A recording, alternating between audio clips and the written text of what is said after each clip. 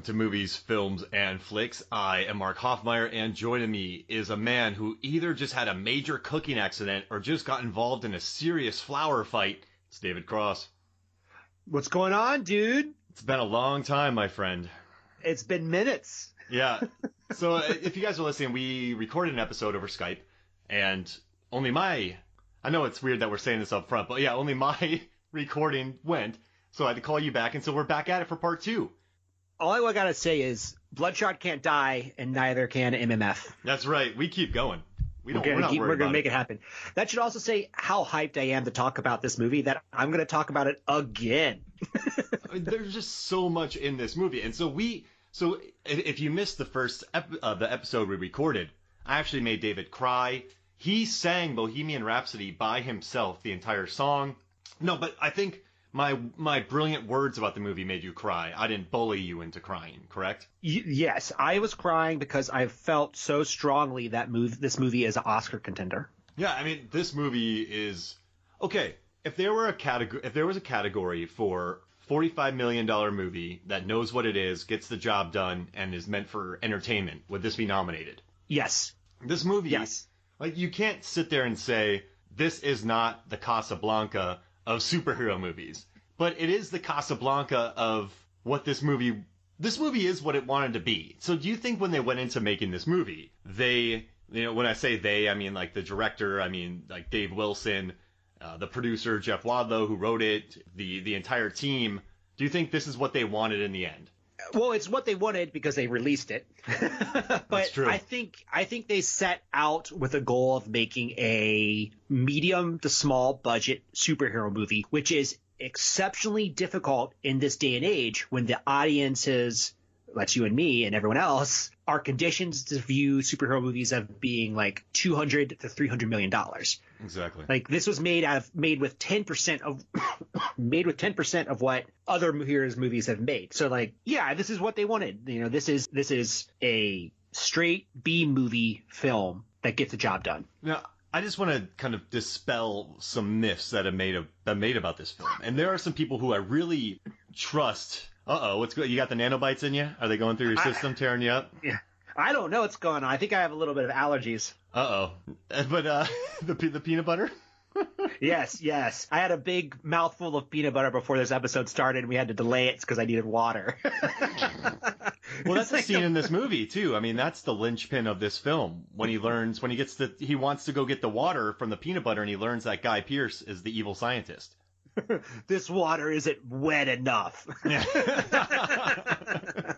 But I guess one myth I want to dispel is that people are saying that this movie tanked at the box office. This movie did not tank at the box office because it never had a fair chance at the box office. When it was released, the Asian, European, African markets were closed down. So it came here when people were very worried about the coronavirus. And so it's only made about $10 million. But no one went to the theaters that weekend. It was the worst weekend since the 90s or 80s. And that's even with inflation not even accounted for. So it's not, we can't say, we don't know whether or not this movie tanked. I think overseas with this is a Chinese backed film in China, Japan, then you have Korea, you have the European markets, you have South America. I think with those markets, this probably would have pulled in 100 mil, or at least I would say in the range of 80 to 100 million worldwide, which absolutely would have covered the 45 million production budget and the $30 million thereabouts to market it. Yeah. Well, that's interesting. I thought it was about $30 million produced and $15 million the market. So it was a total $45 million. Yeah. Oh, okay. Oh, you read that? Yeah. So if it hits 80 to 90, that is almost double what it cost to make. So I would view that as a win. Like I bet that studios are looking for, 2.5 to 3 maybe. I've read that somewhere. But if you double your money, that's awesome. And I just think, and a lot of people are saying that, I don't think Vin Diesel and everyone making this movie thought it was going to be a Spider-Man Homecoming. No one thought. No. They thought, I think people were realistic about his openings for XXX3, which is amazing, by the way, which I love every second of, and Last Witch Hunter. I mean, they did not open big, but they did big overseas. So I think there was a realistic expectation in regards to this film. Yeah, it was just a casualty of the pandemic. So you said that no one went to the theater that weekend. I was one of those people who did, and Nice.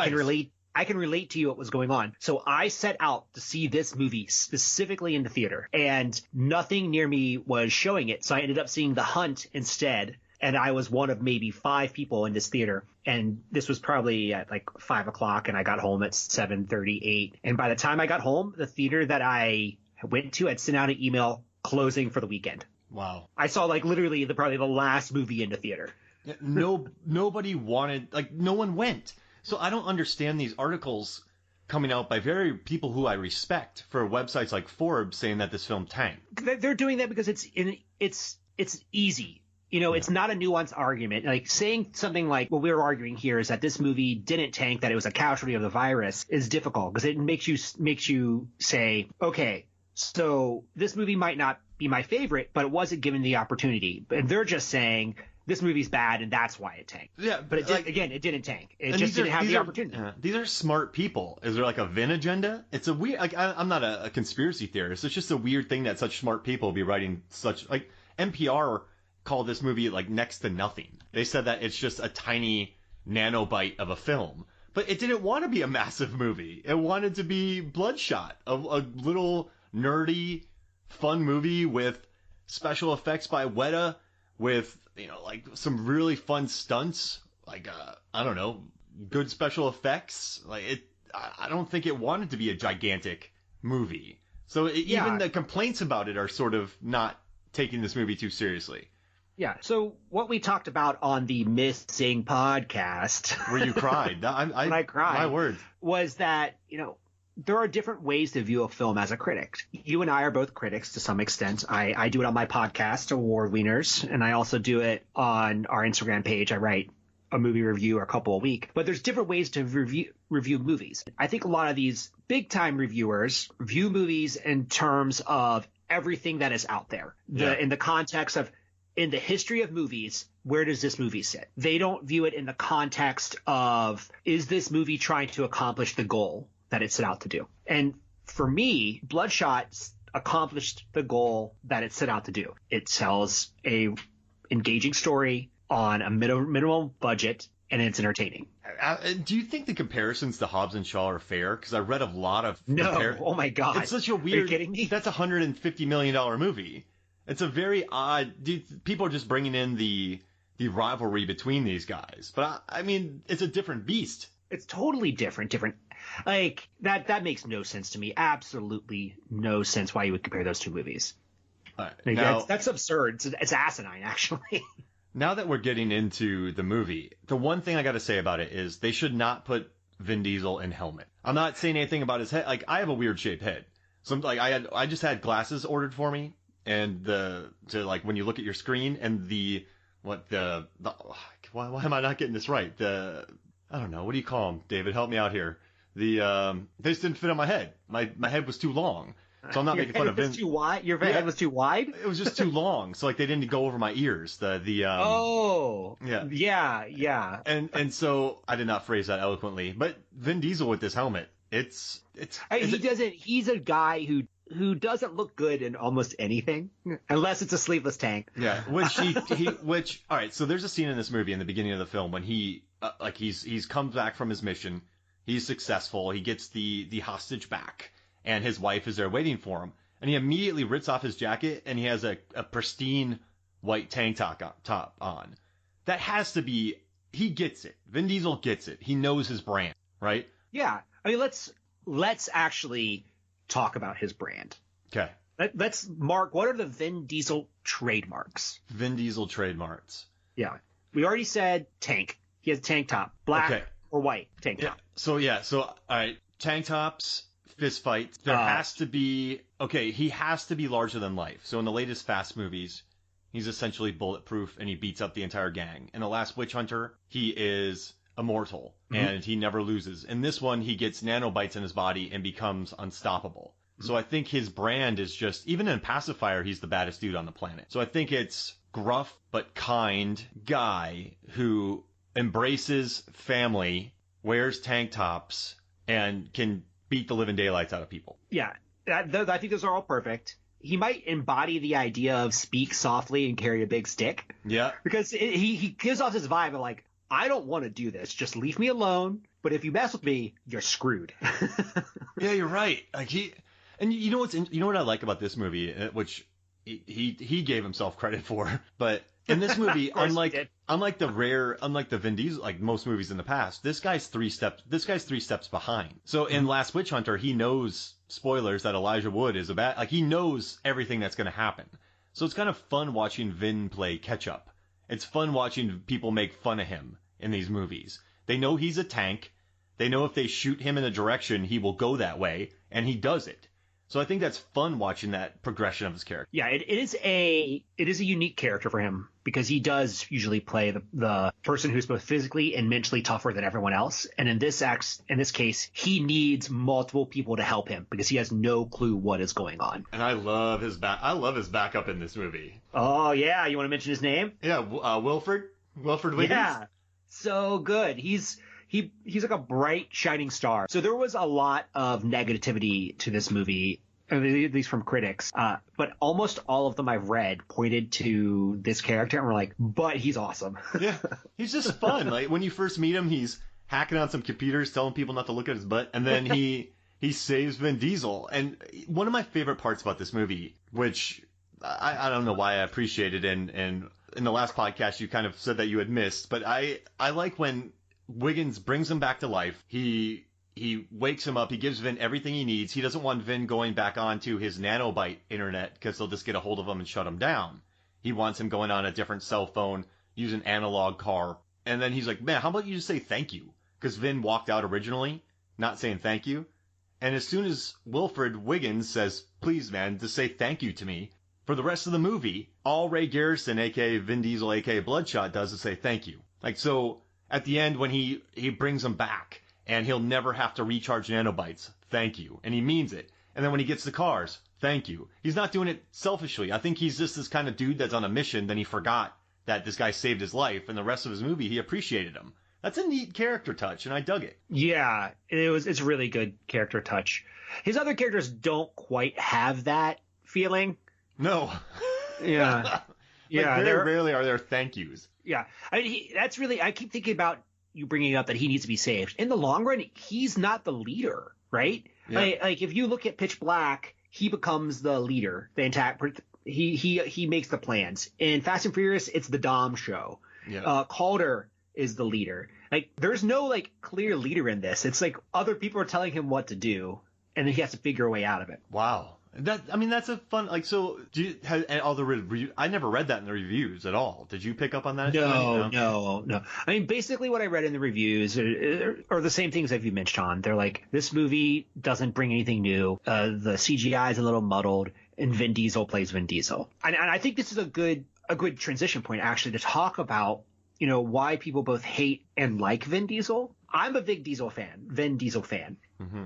And what I like about him is that he, as a person, is a giant freaking nerd. Yes, he is. Last Witch Hunter, right? Yeah, Last Witch Hunter. The Last Witch Hunter is based off his personal D&D character. Yes. Like, imagine having enough money that you're like, I'm going to bring my D&D character to life. That's amazing. Well, will you make another Fast and Furious movie for us? I'll make 3. Oh, okay, yeah, sure. 3? That series is never going to end. Yeah, it better not. But I like him because it's so ridiculous, and I think he's self-aware of what is happening. Oh, absolutely. Like he knows that in the Fast and Furious movies that it's absurd and that they're just upping it one after another after another. And he's leaning into it. He leans into the persona, and I think a lot of people don't recognize that it's sort of an ongoing joke. I mean, because he's a smart guy. Do you ever listen to him in interviews? I have. He's very smart. Very well spoken. And so there's no way that he's just a giant kind of meathead who doesn't understand his roles are silly. Like and I think that's the persona he wants. And you know what's interesting? We never know what happened on the Fast and the Furious world, but I mean, he brought in The Rock. Like he gives all these people chances, and then they kind of give him the bad press. So I don't know. I'm a big fan, but I guess people. Do you think you made a good point that people can maybe associate him with 80s, 90s action movies, kind of an antiquated type of character. Yeah, so when I first started thinking about Bloodshot, I was initially saying that this movie feels very 2000s. Mm-hmm. And I don't think it's 2000s. I think it's this very specific time in the late 90s. This feels like 98, 97, 99. And that could be because at that point there was a lot of, how do I put this, anti-hero going on. Got it. More so than I think there is now. You had the cheeky villain who was kind of over the top a little bit. Mm-hmm. And then you had like Nick Cage, maybe. Well, no, he was really great in the late. He wasn't really an anti-hero, but like Face Off, a little bit of an anti-hero. Yes, yeah. Okay, yeah. It gives this feeling of just like. I mean, Transporter was an anti-hero. Yeah, Transporter definitely was. That's a very good point. It's like this kept pent up rage of like I can't do the things I want to do and I'm angry about it. I don't know if that quite makes sense. Yeah. And that hasn't necessarily kept up. Like we still do anti-hero stuff now, but it's not like it was previously. And what I think happened here is that some of the critics latched onto that and are like, this feels dated. Yeah. But it's telling the story of something that was immensely popular in the 90s, that was created in the 90s, and of course it's going to feel a little bit dated. And what's interesting is, once we learn what the story is, all of those kind of emotions, or all those things that he was going through and his missions were programmed. And they made so much more sense and made them funny in retrospect. Yeah, especially the Toby Kebbell scene, where he's dancing to Psycho Killer by Talking Heads in socks and slippers, and he has a No Country for Old Men cow killer, and you take the trope of killing the wife, and then he actually kills Vin Diesel. But then later on, we learn that Eric the programmer was the one who uses all those movie cliches, and he programmed that, and he gets chastised later on for doing that. And when I first saw that, I kind of laughed because the guys making fun of it was like, this isn't good enough. But the director of the place had to have approved it. So it's really his fault. But it works, though. Like, I think Toby Kebbell has a fun little dance. I love that scene. I absolutely love the scene. And then I kind of like it more that it was programmed like that in his head, just so he envisions it. Like, it's funny. It's funny to me. And even so, there are moments in movies, and I say this a lot, and I actually teach this to my students, where there are movies that they seem written, and you're just like, oof, that line is written. Every line is written, but then there's other lines that play more naturalistic. You don't feel the writer's presence patting himself on the back. Does that make sense? There's no. Yeah. So when you watch Toby Kebbell dance, I didn't feel like it was a hyper stylized, I'm the coolest person ever. No one's ever done this before. I just thought it was cheeky. And then when I learned that it was a program that was cliched and they made fun of him for it, it made me like it even more. And I didn't even dislike it to begin with. Yeah. So you know what we should do? We should try to pinpoint all the movies that were ripped off in this opening scene. Oh, goodness gracious. Because when I was watching it, here are the things that I thought of. And I bet we're probably close to the same here. One, do you remember the game Counter-Strike? I do not. It was a very popular game. It might still be popular. I don't know. But it basically felt like the opening scene when you're running around shooting guns and shooting into walls. So I thought about that. I think they definitely ripped off No Country for Old Men and Reservoir Dogs. Yep. And here's for sure. And here's one that I think is more subtle. I think they made an inside joke to the original Fast and Furious when he picks his wife up and holds her. Because they do that in the first movie, and it was a major part of the advertising, which he did that with Michelle Rodriguez. Oh, wow. Yeah. Yeah. Oh, yeah, they picked her up because that was big in Fast and Furious. And also there's some, I would say, RoboCop in there. Yeah. Well, that's later on. Yeah. It would be really interesting if they would have leaned into this a little bit more. Yeah. I liked what you said about the comics, where the Valiant comics, where the things inside them worship them and can make them do other things. That would have. Oh, yeah. So let's tell everyone about that. So this movie is based off the character Bloodshot from Valiant Comics. It was a pretty popular character in the 90s, and I would say relatively popular now, but nowhere near its peak. And there's been multiple iterations of this character, and different writers have done different takes on it, just like every single character out there, except maybe Batman. But one of the interpretation was that the nanites in his body were somewhat sentient and worshipped him as a god. And that's something I would love to see in a sequel if it ever happens. It's such a crazy concept. Could you imagine a scene of like Vin Diesel talking to Vin Diesel in his mind? Oh my God. That needs to happen. And we talk, I know. I like superheroes who have, it's a blessing and a curse. So you have Hulk, right? You have Jean Grey or Storm. You can't really touch people. No, that's Rogue. Rogue can't really touch people. I like people whose powers, it's like, yeah, I'm powerful, but like it also sucks, but it's great. Does that make sense? Like, I like that. So Superman, what's really, like, I've liked Superman movies, but I've never gotten into the comics because I never just thought, what's the downside of this? Like, what's terrible? But if he's freezing up in the middle of a fight because his nanites are worshiping him, I mean, that's hilarious. Like, I don't know. I would love to see him play that and just go that route because I think Vin is capable of that, of having some fun with it. Yeah. So here's something interesting, Mark. I wrote my thesis in grad school on Superman. Oh, so I don't know if you knew. I don't know if you knew this. Shots fired. Yeah. So here's the thing about Superman. I always feel like I have to defend him. And I get the interpretation that he has no enemies because he has all these powers. His struggle isn't that he can't overcome people, is that he is trying to do good in a world that's bad. Yes. It's all internal, which can be difficult to show in comic books. There's this scene in one of the comics that I think illustrates like a potential for Superman that people don't really touch on. And Superman is talking to his cousin, who I believe is Supergirl, and they're talking about whether they can have sex with normal people, and Superman's just like, never. I mean, the implication is like he'll kill them by accident. He's like, he's constantly has to be in control or he'll wreck everything. And it's a really sad, poignant moment realizing that the most powerful man in the world is also incredibly lonely. Oh, okay. Well, all right. Well, I wish you hadn't told me that because I like thinking of Superman as boring, but I like that. That's good. But he could be, let's be honest, he could be boring. If it's just a slugfest, it is very boring. You have to be able to write him really well, and a lot of people cannot write that character very well. I thought his character in Superman Returns was kind of intriguing as this kind of loner. Like James Marsden saved the day in Superman Returns. Yeah, definitely.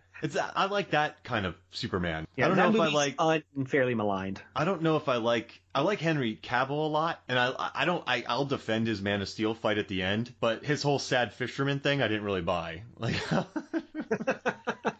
mean that's the character's point of view. It's like he's trying to come to grips with he has all these powers that he can't show or do anything with, and he doesn't know what to do with them. Again, it's an internal character, which is just not shown very well in a lot of places. But I feel like we're also going way abreast of Bloodshot, right? No, I think I kind of like that we're looking at, I mean, this is a superhero movie, and so I kind of like looking at other superheroes because, like you said, Valiant, this character is not a wholly original character. Oh, no, not at all. And so it's kind of interesting, too, when people said that this movie somebody said that this movie borrows from Memento. And I'm like, yeah, but this character was created before Memento. So that shows the depth of research people did on this. This is a big thing. I'm like, wait a second, but that blew my mind. I kind of had to stop reading these reviews about this movie because, like we said, there's very little actual data about this movie since it's so new, research about this movie. We do know that the budget's $45 million. I do know that the special effects were by Weta, which is awesome, the practical effects. The director, Dave Wilson, was in visual effects. He did one of the episodes in Love, Death, and the Robots. He had worked with Marvel before and done video games. I like that Tom Brown, the production designer, dude's worked on Saving Private Ryan, Dune, Denis Villeneuve's Dune, Tinker Tailor Soldier Spy, and the latest Tomb Raider. So this movie, and the cinematographer has done all the Purge movies and had recently worked on Mile 22. So I think that on one more thing I got to read, which I love. The second unit director and the guy who did a lot of the stunts in this film, who did a lot of those, his name is JJ, where is he at? I have all of his movies over here. I got to find his name. I'm getting there. Second unit director. Let's see. And of course, when I say I have it, I can't find it, but I'm going to go to full cast and crew. So the second unit director was, here we go, we're getting there, J.J. Perry. And I don't know if you know this, but he was the stunt coordinator on John Wick 2. This dude he was Scorpion in Mortal Kombat Annihilation. He was Johnny Cage's stunt double in Mortal Kombat, Paul Anderson's movie. He's worked on Fate of the Furious, Warrior. He won Stuntman of the Year in 2003 for the Rundown. I mean, this guy just worked. He was a stunt coordinator on Fast 9. This guy. He was a stunt coordinator on Skyscraper. So, I mean, the guy who directed Second Unit and did the stunts in this movie is a massive name. He also did Last Witch Hunter, London Has Fallen, Mechanic Resurrection. So, like, there's a lot of talent, man. And they took this $45 million and they made it look good. And I guess a case in point is, I like the set so Vin gets brought in, he gets killed, but then he wakes up and then he finds out that he's become a super soldier. He meets the 3 other super soldiers that are there, and eventually at night he goes to work out because he can't sleep. So he learns he can bench press 1,000 pounds, curling 200 pounds is easy. He destroys a load-bearing concrete pole, which is insane. But I like that a lot of these shots are lit by the pool in the background.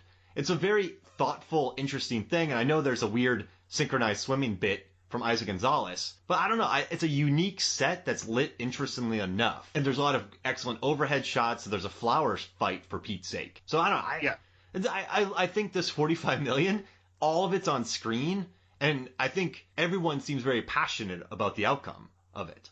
Yeah, I think that gets back to us viewing this movie in terms of what it's trying to be and not in terms of what we want it to be. Yes. This is a journeyman craftsman movie.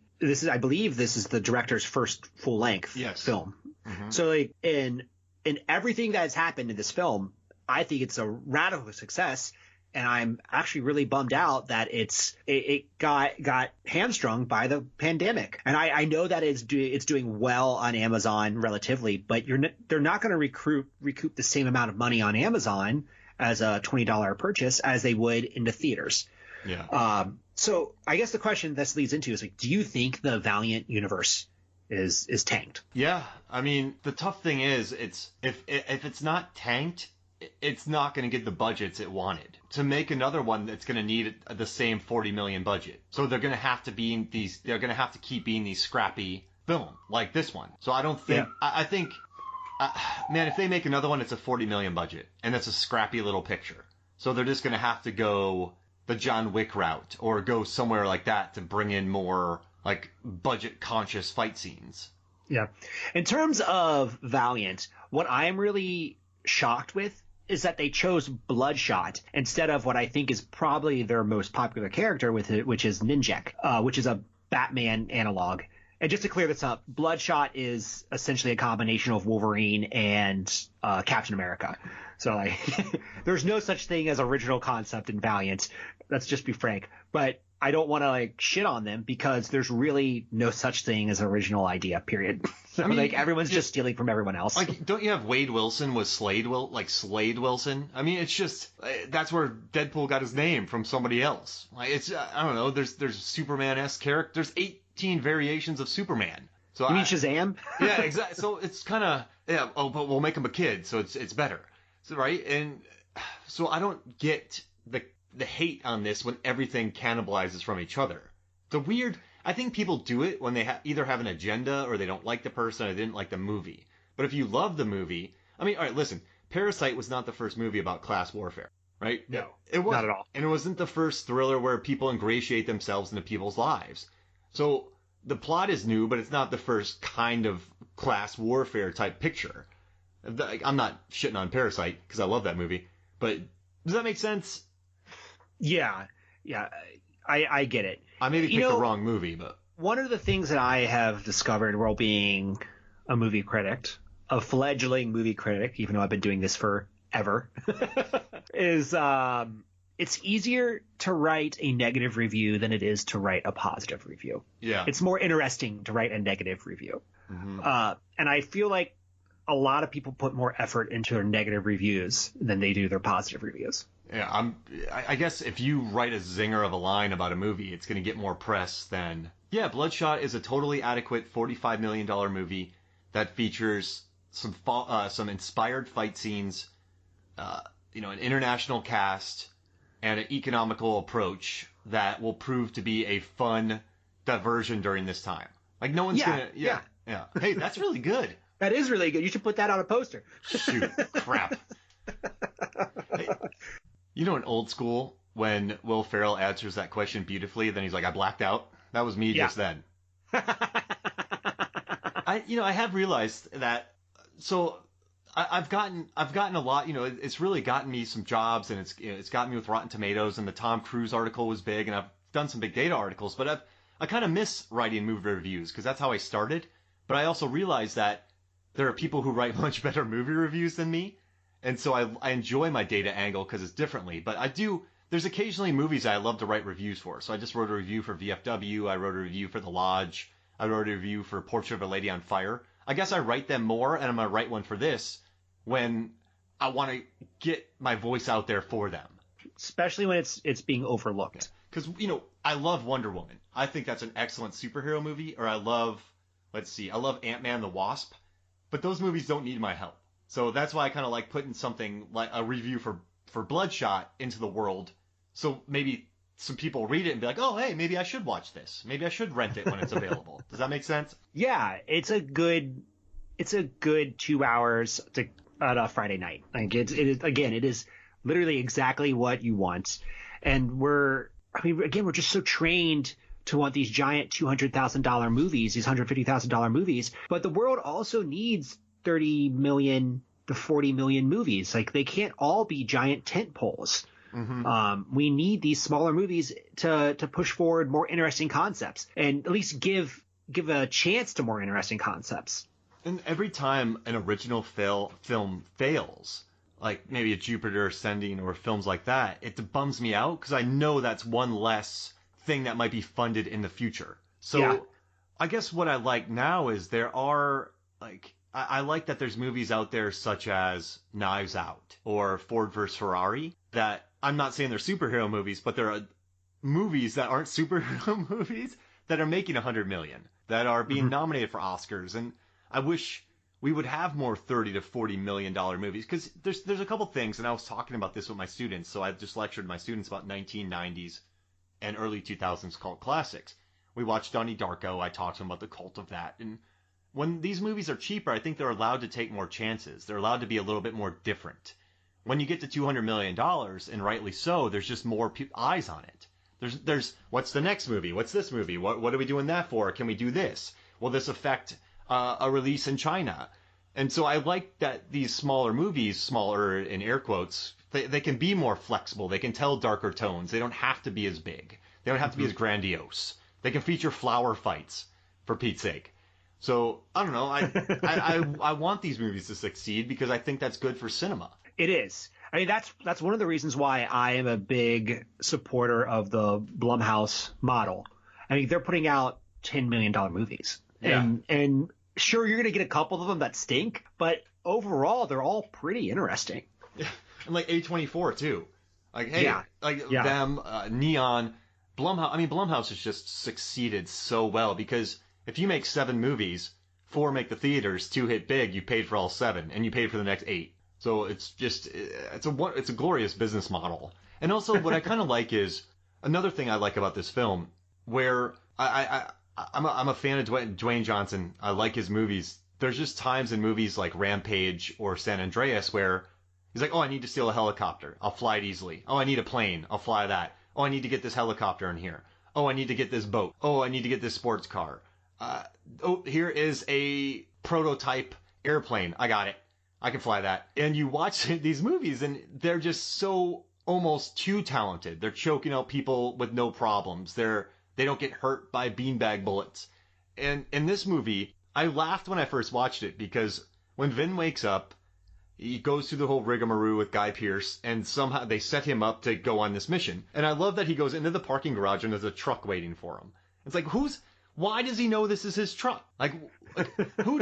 And so I did the same thing. In my head, I'm like, this is what? And then he gets into an airplane, but the nanobites read the memory. And so anything he gets into, the nanobites will figure out because he can plug into them. So it's a way of making your hero know everything, but then you realize the truck was placed there, of course, and the jet was placed there. But I like that these nanobites is nerdy. I love Vin Diesel movies. Like, God bless him. Like Last Witch Hunter, it's just so nerdy. The nanobites help him fly Learjets. It makes me so happy. And it's just, this is a great excuse, not than it just being, oh, my character's a badass. Yeah. I mean, this film benefits from more than one watch. Because the first time you're watching it, you're like, why is it set up like this? And then it takes 30 minutes for you to understand it's purposely weird and that all these things are being set up and all your complaints about it sort of disappear. And then when you watch it a second time, you better understand that it's supposed to be set up like this. Mm-hmm. Now, my biggest regret, and I want to see what you think about this, but there's a scene in the movie where Guy Pearce punches a metal table, and he kind of caves it in. And I just went, is Guy Pearce going to fist fight Vin Diesel at the end of this movie? Is there going to be... They didn't even let him... I was like, in Iron Man 3, I was like, is Guy Pearce going to fist fight Iron Man?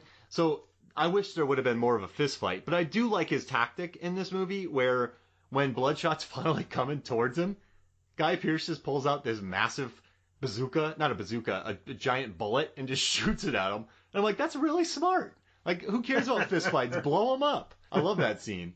That's why he was in charge. Yeah, I loved it. It just made me happy about that. It's just, but do you think this movie also it gives a lot of time to other characters? So KT, you get a lot of time with her. She gets her own fight scene. She beats up a bunch of dudes. Then you get Lamorne Morris, who chews every piece of scenery beautifully. Then you get Eric, the tech guy, who, I mean, there's an entire subplot about how he wants modification on his member because everyone's saying 6 inches isn't big enough.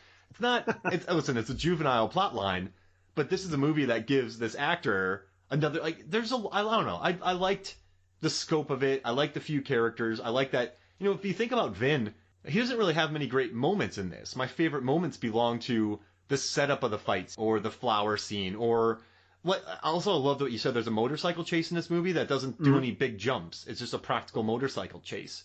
And the elevator fight scene at the end, what I liked about that was I was able to.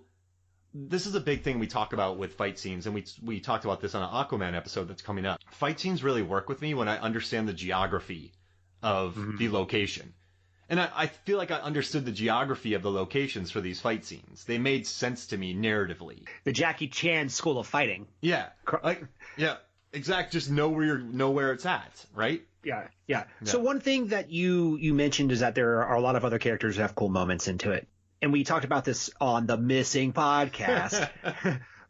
But there were critics who said the relationship between KT and Vin Diesel's character was strange. And what I think they missed about it was that it wasn't a romantic relationship. There was no point at which I thought those two were going to hook up. It's kind of correct. The same people who cheered Hobbs and Shaw, and Jason Statham makes out with the same actress, Isa Gonzalez, in Hobbs and Shaw, and he's older than Vin Diesel. And no one complained about that, but they're complaining. But in this movie, for the first hour, he thinks his wife is dead, so he's in mourning. There's nothing between these two. Then he meets his wife. She's like, you haven't been here for 5 years. Like, get out of here. You're a creeper. So he goes back. So this scene, I think it's more of like a mutual respect, a wounded warrior. There's no inclination of any of that. And I think sometimes they're framed closely together, but that's for like an easy over-the-shoulder shot. Like to get them in the frame together to shoot it quicker. There's there's none of that. Like they're both kind of lost souls. She was killed. And this Guy Pearce is basically he's very abusive towards her. He's like, I will kill you at any time if you leave. And so she's got her own crap to get over, right? Like, and then he's got his stuff. Like, they're not a relationship of like sexual attraction. I think they're more coworkers that are going to go on missions together. Yeah, exactly. And it's strange that we're so trained to think that if there's a man and a woman on TV on screen, they're going to end up together. Like we're supposed to think that they end up together. I like that they're more or less partners and not romantically involved. I'm going to say that I don't know if the comic book character has a romantic relationship with anyone. I'm only going off the movie. I do think that people, one thing I try to avoid is, so I know some very, very, very smart people who go into movies with expectations or preconceived notions, and then if that doesn't live up to it, they don't like the movie. So I think sometimes people watch this movie, they think it's this hacky actioneer. Oh, this girl's just here to be a love interest. I think sometimes very smart people gets caught thinking of old patterns, when I don't think that was the case with this one. And does that make sense? Yeah. Like expectations are kind of cloud them a little bit. Yeah. I mean, the only weird scene for me in this whole film is the underwater dance scene or kata, or I don't know what to call it, exercise scene. Yeah. It felt very much like they were trying to show us what her power was, which is being able to breathe underwater, I think. But the camera sort of lingered on too much on her. It's kind of a strange scene. It is the one part of the movie where I'm just like, what is happening here? I guess for her, like, the problem is we don't see those moves later. So maybe if she would have gone to the bottom of the pool and practiced punches, does that make sense? Or kicks, or like underwater training, does that make sense? And then she fights somebody later on or has a water mission, then you're like, okay. But yeah, this one felt very, we're going to show you 3 minutes of synchronized swimming. with an attractive woman. Yeah. That was off. That was the one off-putting scene. Yeah. So I've definitely seen worse, but that doesn't make this one the right. Second Star Trek? Yeah, Star Trek Into Darkness. Gosh. Oh, man. And then you know what their defense was? They're like, oh, well, we show Benedict Cumberbatch shirtless too. It's like, come on, guys. Come on, guys. Yeah. Okay, so I'm going to talk about my first WTF moment in this film. Oh. And you know what it is, but the second I was trying to play like I didn't. I know, it's okay. It's okay. I don't think we need to go too hard. But the second line of dialogue in this film is, "Ain't looking good, LT. Soup sandwich in here." It makes no sense at all. What's a soup sandwich? Let's see. Okay. So you typically, like a grilled cheese and tomato soup, but so you dunk the grilled cheese into the tomato soup. So the tomato soup, if someone threw tomato soup around a room, it looks like blood. And Mark, I think you are on to something. So my initial concept was a soup sandwich would be a thin, shallow bowl filled with tomato soup with a grilled cheese floater. However, your interpretation is of taking something that is porous, a porous bread, and sticking it into soup, and it soaks up the soup. It literally becomes a soup sandwich. Yep. You cracked this mystery. Nailed it, man. Like, you know when people do chili and they put crackers in the chili? Oh my God. And the crackers absorb a lot of the juice, and then it becomes basically just a solid, and it's no longer chili. I mean, that's what I do. But you know, it's funny. I didn't even notice that soup sandwich line. I was just too preoccupied thinking about Vin's helmet. Well, and then Toby Kebbell and his sandals and socks jumped in, and I was like, oh, this is it. I love this movie. I watch my movies with a quarter mile at a time. A quarter mile at a time, 15 minutes at a time, with the closed captioning on, so I can see what they're actually saying and see if there's any difference. Because sometimes I can't quite hear it. You know, sometimes the audio is not great. And that was just the immediate thing I saw, because I was like, how did I miss this the first time I watched this? This is insane. I do want you to go back and look for the thank you moments. So okay. I think you'll like, because it's neat. It's a cool little bit there by Vin Diesel. And I think, how about this? Let's take a quick break. Maybe you go back and watch that. Maybe you don't. But when we come back, we'll talk more Bloodshot. And we have some fun drafts coming up.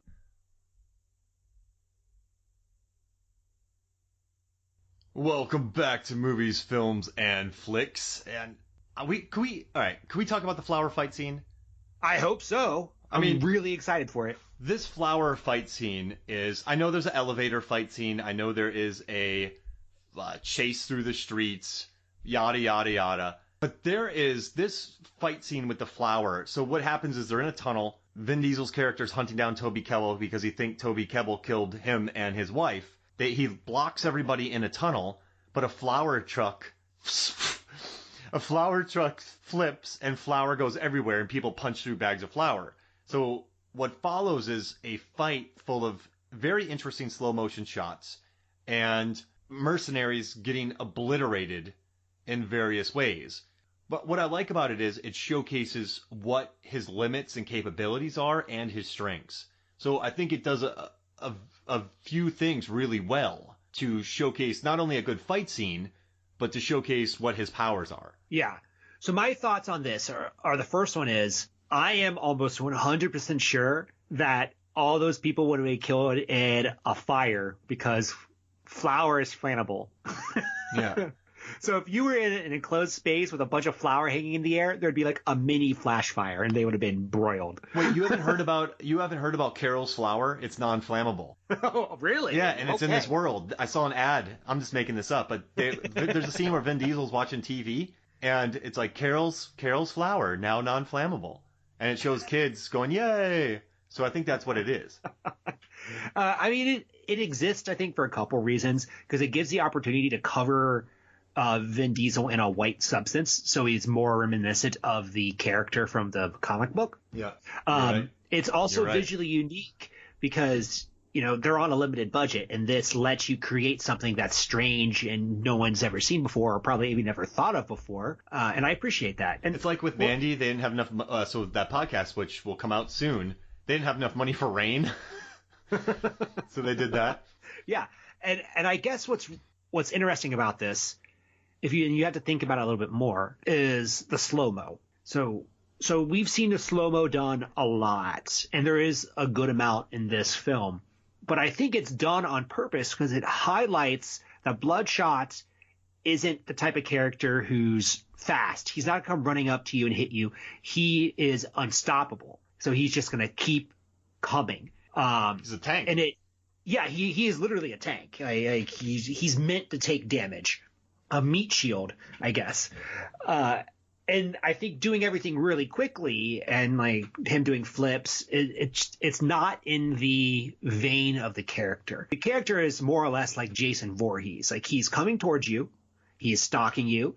You're going to try to get away, and it's not going to work because he can just soak up damage until he gets close enough. Mm-hmm. I mean, when you look at him in the comics, he was mostly just guns, right? Just big old guns. That's really smart, though. The flower, though, that's smart. Brings back the kind of white, because the character is covered is basically all white, right? Kind of like the Joker almost color. Yeah. Oh man, what are your three favorite bits from this flower fight? The flower fight. Okay, so my number one bit is when he picks the guy up and holds him to the window. Yeah. And explodes it. My number two bit is when he writes the smiley face on the window. That's about the same scene, but it counts. And what I think's a really interesting part is when he gets kicked into the flower truck, and then everyone shoots into it. And it's not super innovative, but it shows that the director is thinking about how to save money. Yeah. Because it's just like, we'll just have them fire into this truck. Yeah. And it works in terms of the story as well. It's like, oh, you can't see if you've heard him or not. So then when he pops back up, it's scary. So I loved when a merc slides and shoots his feet out. Oh, yeah, that's smart. So that merc is smart. And so then Vin Diesel reacts by just kicking the car into the guy. And it's a well thought out scene. And there's another scene where he pulls a door from a car and uses it as a hockey stick to hit a mercenary and hit two other mercenaries, which I absolutely loved. And then when his face gets shot.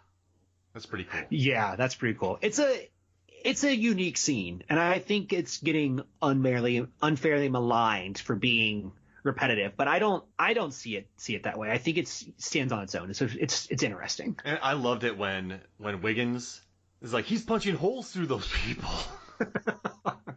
Oh, he's Trojan horsing it. Yeah, that made me so happy when he's just like, because Bloodshot is punching holes through people. Could you imagine this movie with an R rating? I would love it with an R. Well, you know what, though? Watching this movie, I never thought I need more blood. Did you? No, I didn't even know it was PG-13 until after I looked at it. I thought it was R. So I think it's a case of not needing that. This movie is violent enough. And when he's killing these mercs, the nice thing about having these mercs all loaded with gear is he is squishing them with cars. So you don't have to see them. He's throwing them on their neck so their necks snap. There's a scene that's really cool where they show a car and you see bullets going off and people screaming. Like they really did a good job of not needing the R rating, but still showing enough violence in the film. No, I dug it. Hey, can we do something real quick? Sure. I want to do a Vin Diesel movie draft, right? Oh, nice. But we can't pick any Fast movies or Iron Giant. Yeah. But we can do Groot. Yes, we can do Groot. We can do Groot. But I'm not going to do Groot. You going to do Groot? I don't think so. I get that everyone loves that character, but it's not a Vin Diesel character. All right. You know what I mean? It's so strange. Yeah, it's just I Am Groot, I guess. It's a James Gunn character, I guess. Yes. All right. So pick a number two. Pick a number 1 or 2. 2. All right. Yeah. You know what's funny? I do 2 every single time on every podcast, and I'm just waiting for the person to say 1 because they psych themselves out. When I play paper rock, I don't know if you know, when I play paper rock scissors, I always just do rock. And if you just do paper, you'll beat me every time. But I love it when someone's like, I think he's gonna switch, and they do scissors, and I win. Not one out of 10 times you're like, I'm the best. But I like getting into people's heads. Does that make sense? Like he's gonna switch it. All right, so you get first pick. Okay, this is an easy pick for me. I'm going to pick Pitch Black. Ooh. I'm picking this movie first because I absolutely love it. I think it's probably his best film, if not his best film, in the top 3. And when I first saw this film, I knew nothing about it. And I had a friend who invited me over to her house and some other people to watch it. And I immediately became obsessed with it. It is such an insane movie. And I really can't recommend it highly. I can't recommend it more. Like, just go out and see it. Just go see this movie, guys. If you haven't, you're not a Vin fan if you haven't seen Pitch Black. I like Roger Mitchell in it, Keith David, Cole Hauser. I dig it. It's a fun movie. Yeah. Now, what's crazy about it, he's not even the main character. Like, he's like third bill. I'm going to go with Saving Private Ryan. Okay. That's good. Do you want to tell the story about Saving Private Ryan? Like, how he got into that movie? No, how'd he get into it? So, from what I understand, Steven Spielberg saw Vin Diesel's short film and liked it so much that he wrote a role into Saving Private Ryan specifically for him. Oh, man. And he's good in it, too. When he's shot, just laying in the street, and he's like, take the letter. Oh, yeah. Man. Yeah. And that's I feel like... Oh, gosh, that movie gets me every time. Giovanni Ribisi. Oh, Barry Pepper. Yeah, that movie's real good. Okay, so this is going to be a little bit difficult for me, but I'm going to go with XXX, The Return of Xander Cage. Yes. And here's why. So I think the third in this series, The Return of Xander Cage, is more tongue-in-cheek than the other 2 movies. And that makes it funnier. Bikes turn into jet ski bikes. Jet ski bikes. Like, he understands what people want in this film, which is him doing ridiculous things, and he leans into it really, really hard. He skis down a mountain. There's no snow. Yeah, I was so excited when I found out they were doing another one of these movies, and I hope they're doing I guess this would be a 4th one. Oh, I can't wait. I hope they bring back the cast. I hope there's more Michael Bisping and Tony Jaa. Well, you were saying earlier that he gives shots to a lot of different people, and he puts together international casts. And The Return of Xander Cage is an example of an international cast. Oh, for sure. Yeah, it felt like he learned a lot from the Fast and Furious franchise, and then translated that over into The Return of Xander Cage, and then again into Bloodshot. My number 2, Boiler Room. Yes. Okay. I've never seen Boiler Room. Oh, great cast, like loaded. It's him and Giovanni Ribisi back together. It's more of like it's kind of like a Wall Street-esque type film, but a bunch of young, cool actors just in suits dealing with business and like other things that come with it. But yeah, no, it's a lot of fun. Like, it's worth watching. It's a good performance from Vin Diesel. He's a different guy. He wears suits in it, if you can believe that. Ben Affleck's in it, like Nicky Cat, Nia Long. Scott Kahn's in it. Scott Kahn has a role. It's just them walking around in suits being cool. That's so different from all his other roles, which is him walking around in tank tops being cool. Yeah, no, and Jamie Kennedy's good in it. Jamie Kennedy's in a suit being cool. Wow, that's not true. When is Jamie Kennedy cool? What? Dude, he's great in Scream. He's awesome in Bowfinger. All right, he's terrible in The Son of Mask. Oh, yeah. Okay. All right. My third pick is one I think that people are going to be shocked that I'm going to pick, and that is Babylon AD. This film is maligned. I actually think it's pretty rad, and I bought it for like $3 when it was on sale about a year ago. I dig it. I think people should watch it. I remember the production design looks really good. It's just a different film that people were expecting from Vin, I would say. Yeah.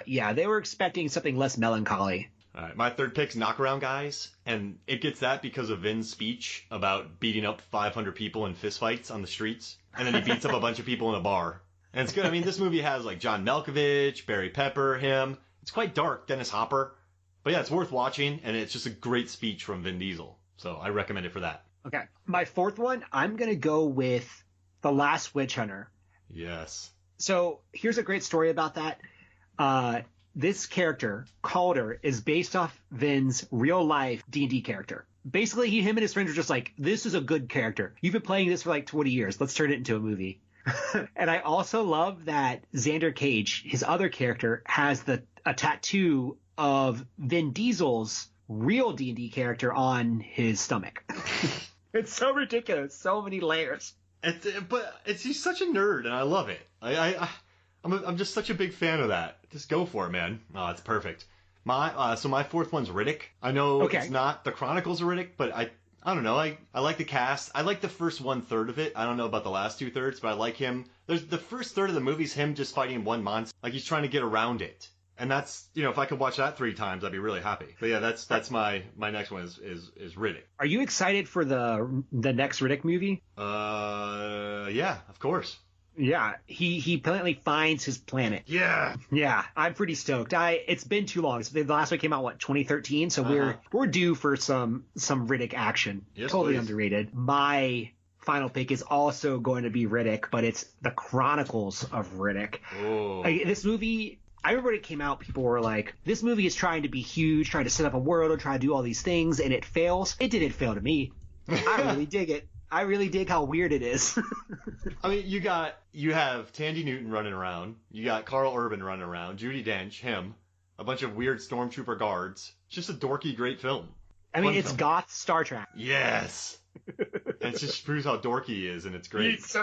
He's such a nerd. He's like fantasy and sci-fi, and Riddick binds all those things into one. It's like trying to be Star Wars or Jupiter Ascending, where there's a mix of magic and science. All right, and my last one, I'm cheating here, and hopefully you don't get angry, but I'm gonna say Bloodshot. Okay, do you think Bloodshot's in his it is one of his top 10 roles? No. It's hard to say. Okay, because he's emotional in this movie. He does show moments, but I think he's learned to hire people around him.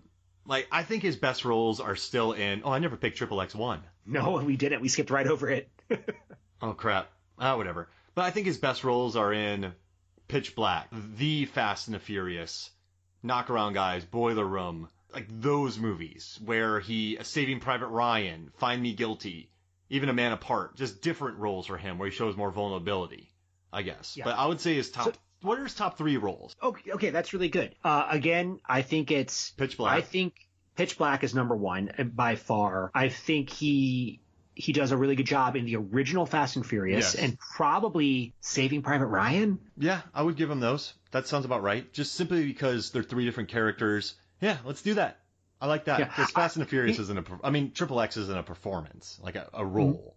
No. What's a moment in Bloodshot that we didn't talk about that shows him being vulnerable, that shows that Vin Diesel does have the capability of being a good actor when he wants and when he's not leading into his brand, is when he is talking to his wife and he finds out that one, it's not his wife, it was his ex-girlfriend and they haven't seen each other in 5 years. He puts this look on his face and he tilts his head and he says, 5 years? Yeah. And it's the most emotional, resonant moment of the film. You feel that Garrison has just broken in that moment. You don't see a lot of that from him. And sometimes I wish I would see him step into these other roles. It just feels like maybe he's typecast, or maybe he's even typecast himself into this mad dog 90s to early 2000s type of character. Even in Fast and Furious, he showed emotion, right? Like when he's like, "You betrayed me." Like he's so you know what? That's a really good scene, and I also like that his wife didn't just leave her family for him. She's like, "I have kids." Good. She's like, "Go back to your dad. Like you were a terrible husband. I wanted you to be around more, and you never were, and then you disappeared. Like I got my life now. Get away from me." I kind of dug that. Like that's a different plot line than we're used to. I would say. So you know what I'm excited for? So I know that we are not going to get Fast and Furious 9 this year. It's been moved back to next year. That's sad. But if you think about Fast and Furious in terms of story arc, in the next film, most likely the fast guys lose. Yep. Because you have to have them reach bottom before they can achieve success. And that gives us the opportunity of seeing Vin really act. Like Vin as Dom, like showing true emotion. He did that in the last one in 8, but I would like to see like him really do it in the next one. That'd be great. I'd love to see that. Yeah, Right. well, we have a year. All right, so we got those. We just our draft. Do you want to do our anything? Oh, so you had something fun in the last thing between the 3 super soldiers that are in this movie. So we have KT, and then with 4 super soldiers, we have KT, we have Ray Garrison, we have Jimmy Dalton, and then we have oh gosh, I forgot his name. What's the other guy's name with the eyesight? I mean, I was calling them legs, eyes, Yep. and lungs. Legs, eyes, lungs, and blood. All right, so Yeah. all right, which would you rather? If you could be legs, eyes, lungs, or blood, which one would you be? So I generally think that the eyes character is very interesting, and I don't think he was necessarily utilized great in this film. But if you can see everything and know what's coming towards you, you can avoid everything. One of the mistakes I think they made in this film was they gave him knives. Why would you give a guy who's dependent on being able to know information being next to someone? Like you would want him to be like a mile away on a roof with a sniper pistol, or not pistol, a rifle. Would that be an interesting pistol? Yeah, just this is a mile pistol. I would be legs because I think he's least dependent on someone. Someone can turn off Vin Diesel. Someone can turn off eyes. Someone can turn off lungs. With legs, you just get some fancy legs and you're good to go.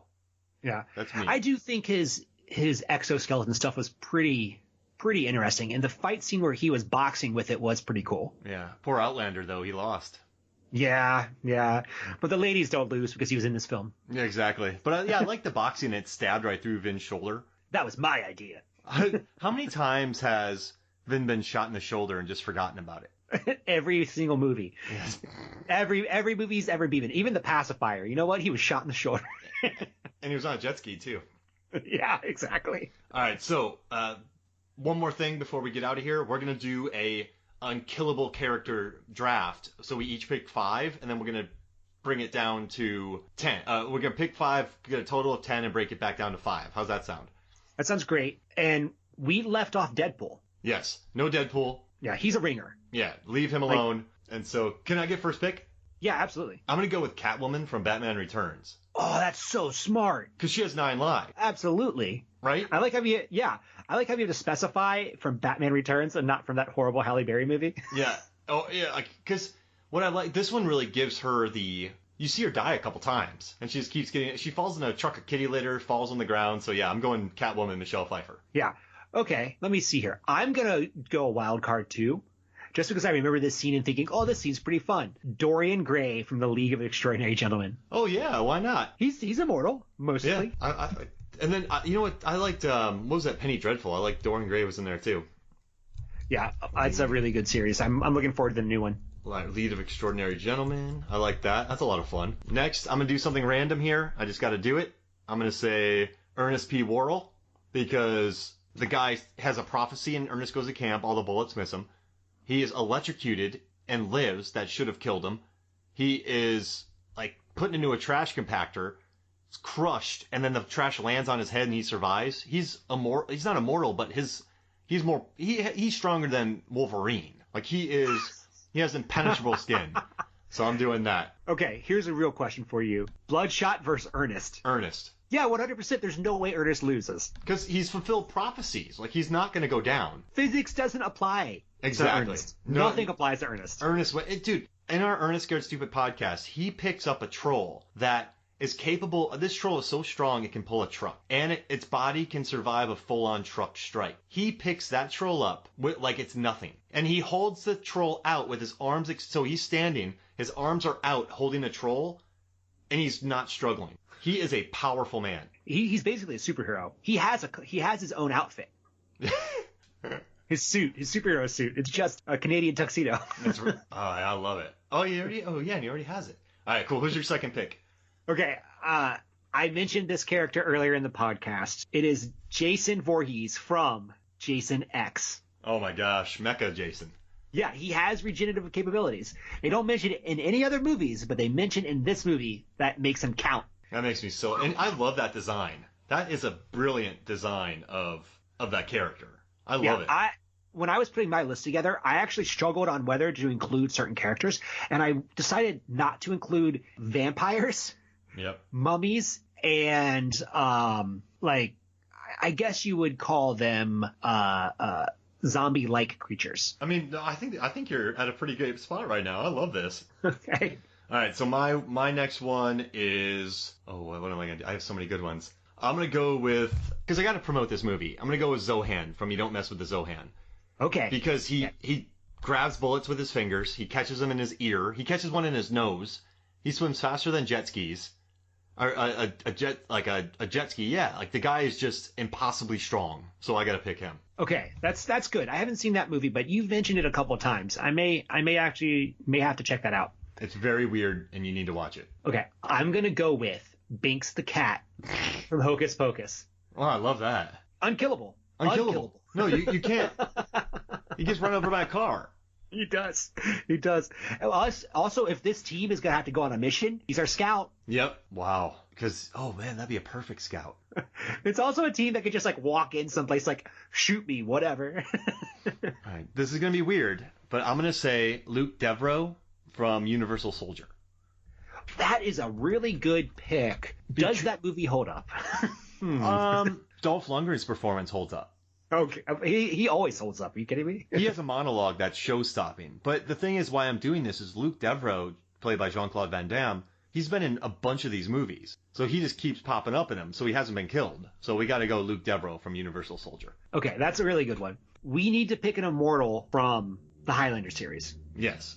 And I want to work together because we have multiple options. So of course, there's Connor McLeod, but there's also the Kurgan.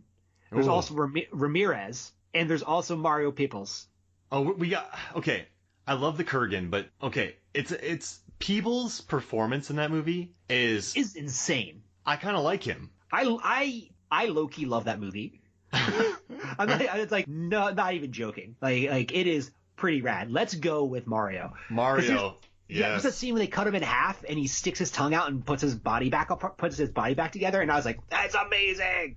And so I want everyone to know we've picked a bunch of different characters for this draft. So we're not just repeating these things. We're trying to bring something different here.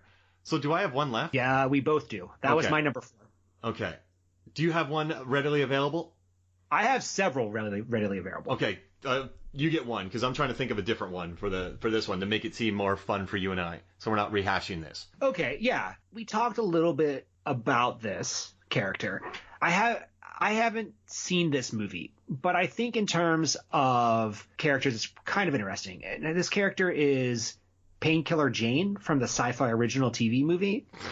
And so she's a comic book character, so it fits. But her whole thing is like she can't be killed, but she feels everything. So it's just a lot of her taking painkillers and getting wrecked.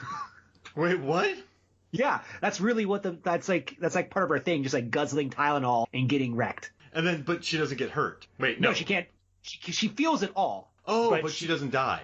She doesn't die. Oh, that's really interesting. Yeah. It feels like a movie that could be made today and it would be really rad. But it was like an early 2000s sci-fi original movie. Oh, I like that idea a lot. All right. I guess I'm up? Yes. Oh, man.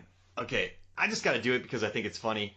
But I'm just going to go with Ace Ventura from the Ace Ventura Pet Detective because he catches a bullet in his teeth. A shark attacks him, right? And he leaves the shark attack with nothing wrong with him. Then he gets spears in his legs in Ace Ventura 2. He's fine. He beats up an alligator. I mean, the guy can't be killed. So I'm just adding Ace Ventura.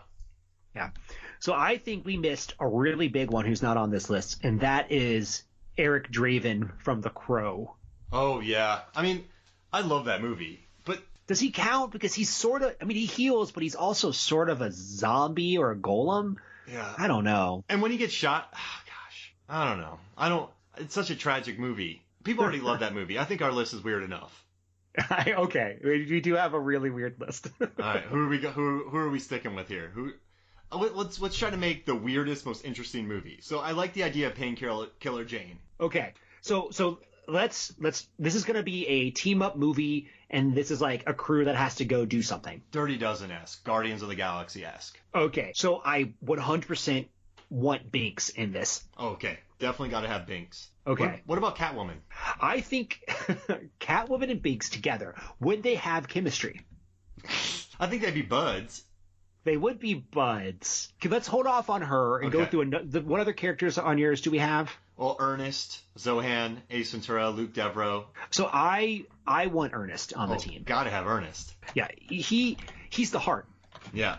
He's the heart of the team, and he comes in at the end after like failing to just whoop someone. We need Jason Voorhees Mecha. We need the muscle.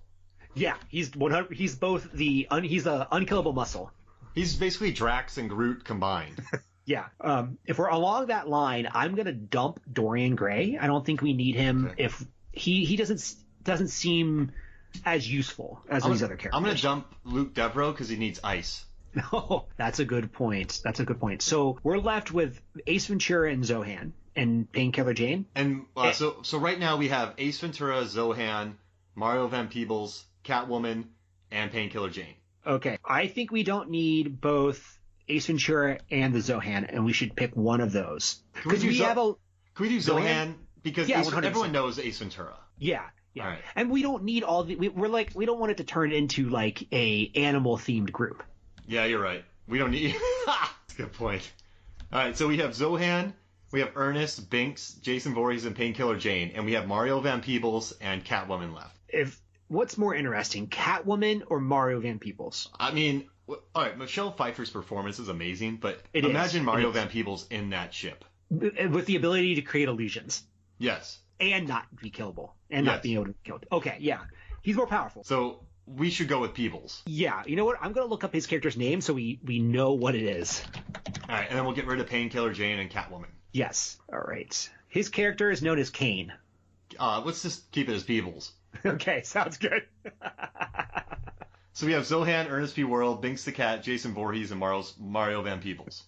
That's Kane. The craziest list. It's awesome. It's amazing. All right, hey, so any final thoughts before we get out of here about this movie, about Bloodshot? I think it was unfairly attacked in the press. Definitely check it out. It's worth the 2 hours on a Friday night. It's fun. It may not, change the world, but I still liked it. Yeah, it's $45 million done well. Like a movie, it is. I don't see how you could hate it. So Megan loved it. Megan watched it, loved it. My in-laws loved it. I think if you just can enjoy yourself, sit back and watch some flower fights, you'll dig it. All right.